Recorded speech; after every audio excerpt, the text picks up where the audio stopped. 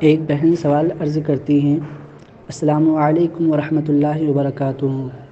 خیریت سے ہوں حضور؟ آپ حضور مفتی فیضان المصطفیٰ صاحب قبلہ کی بارگاہ میں عرض ہے کہ ہمارا کام ایسا ہے جس میں 80% سے زیادہ پارٹی جو مال لیتی ہے ہندوؤں کی برادری ہے، اور کئی بار ایسا ہوتا ہے کہ انہیں نمستے کرنا پڑتا ہے یا انہیں ان کے تہواروں کی مبارکبادی دینی پڑتی ہے۔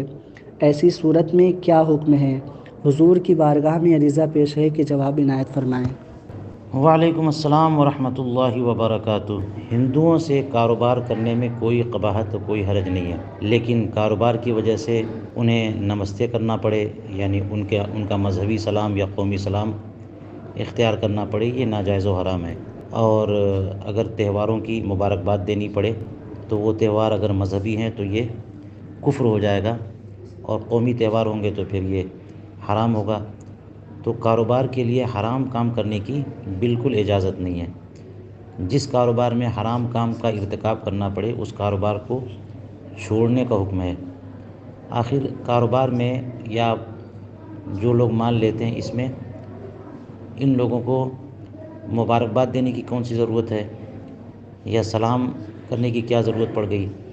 لین دین میں کوئی ضرورت نہیں ہوتی کہ آدمی ہولی دیوالی کی مبارکباد دے، مال لیا مال دیا ہو گیا۔